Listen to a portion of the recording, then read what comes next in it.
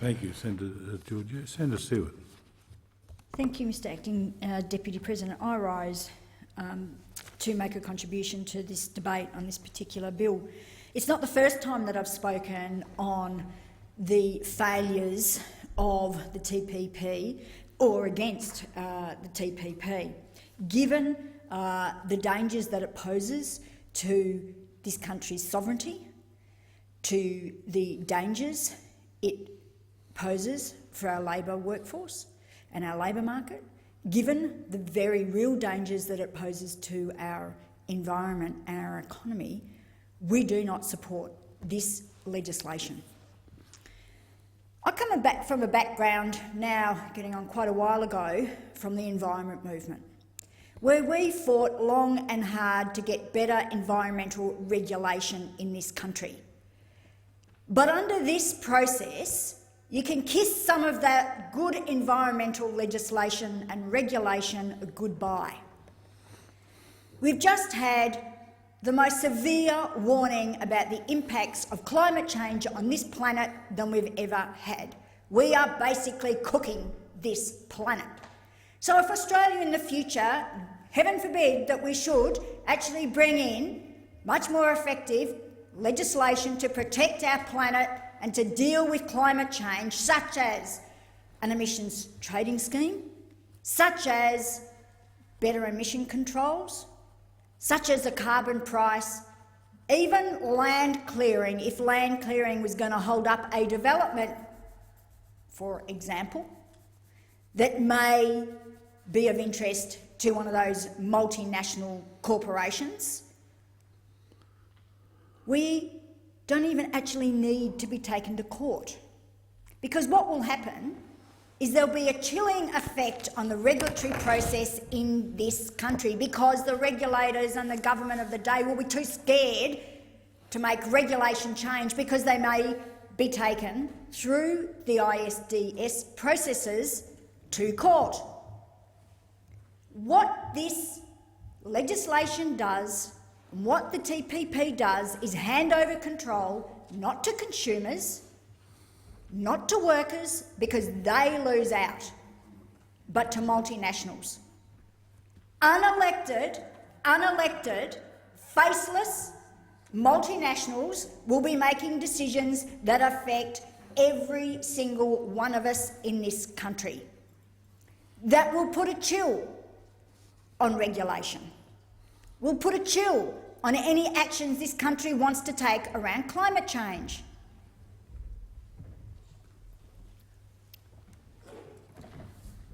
We've just, and I know a number of my colleagues have mentioned this,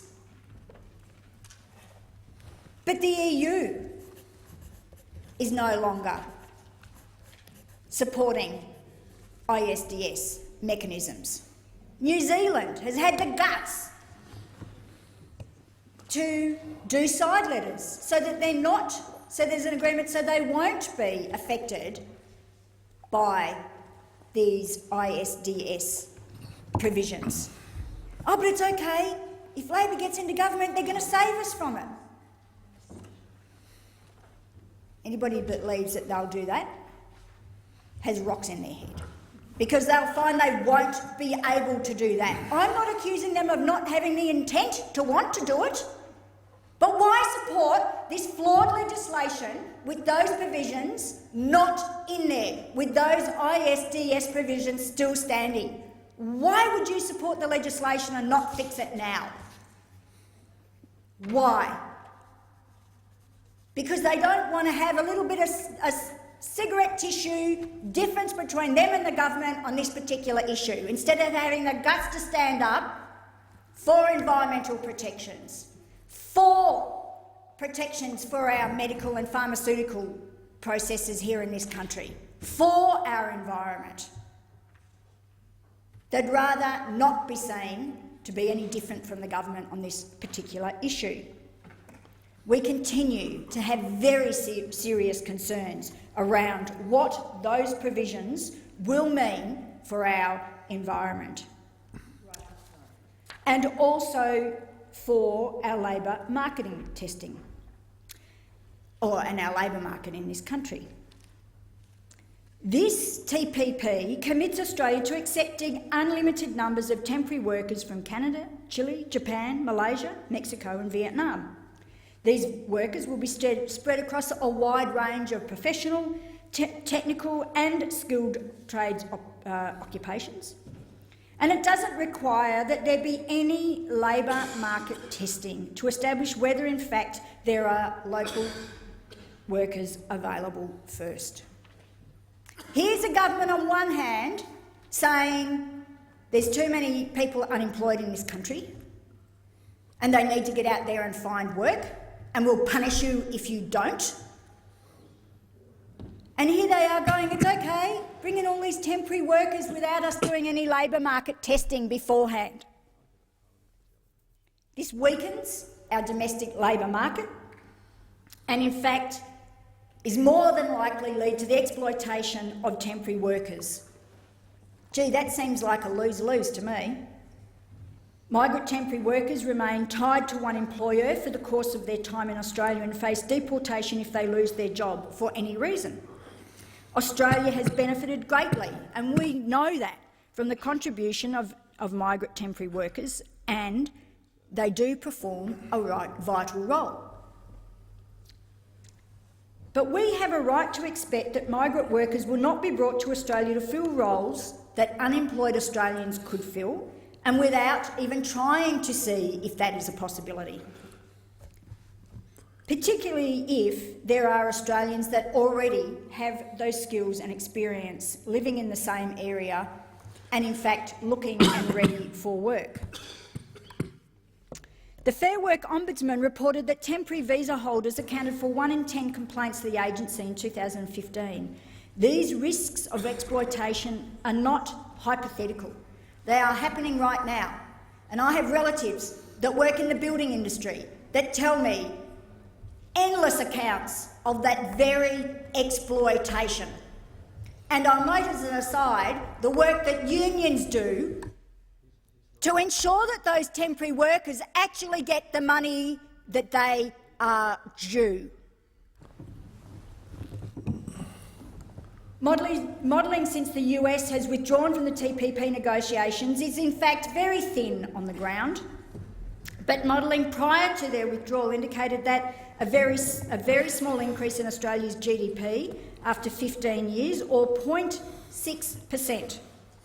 This represents growth of between 0 and 0.1% per year, somewhere between nothing and, in fact, a rounding error. A separate study of the TPP-12 from academics at Tufts University found that job losses in Australia would total 39,000 over 10 years. According to September 2018 economic modelling commissioned by Australian Big Business, which included the Minerals Council, Business Council, Food and Grocery Council and Australian Industry Group and others, and the Farmers Federation, found Australia's agriculture stands to make zero gains in exports under TPP-11. Australia's grain exports, as my colleague Larissa Waters and in fact Senator Hanson-Young have pointed out, grain exports would not change at all under TPP-11. All other agriculture could actually decline under the TPP-11. So it's great for agriculture not. Durable manufacturing will shrink in Australia by 2% under TPP-11. Any increased exports could be completely offset by increased imports. TPP-11 will add less than 0.5% to GDP in a decade's time, or around 1.5 days' worth of income to the Australian economy. On wages, the report is brief, but indicates that wages would, after a decade, only grow by a minuscule amount of 0.46% per year, or less than $10 a year to 2030, when we already have an appallingly low growth rate in our wages in this country. The economic benefits aren't there. We have multinationals put in charge, basically, of this country, because if we pass regulation that they don't like, what we're saying to them, it's okay to take us to the cleaners as a country. as a nation. So as I was saying earlier, we just won't regulate for these extremely important issues. That's given that this country actually had leadership from the two old parties on climate change, where we would see real legislation being put in place. I know I'm making a huge assumption there, but I'm always optimistic that we will in fact achieve good climate policy in this country. And our workers lose out, our farmers lose out, our economy loses out, consumers lose out, and environment loses out. Seems to me this is a dud. It's not worth supporting. It shouldn't be supported. It should be thrown out and not passed by this chamber. We will not be supporting this legislation. Thank you, Senator Siewert. Senator Lionheart.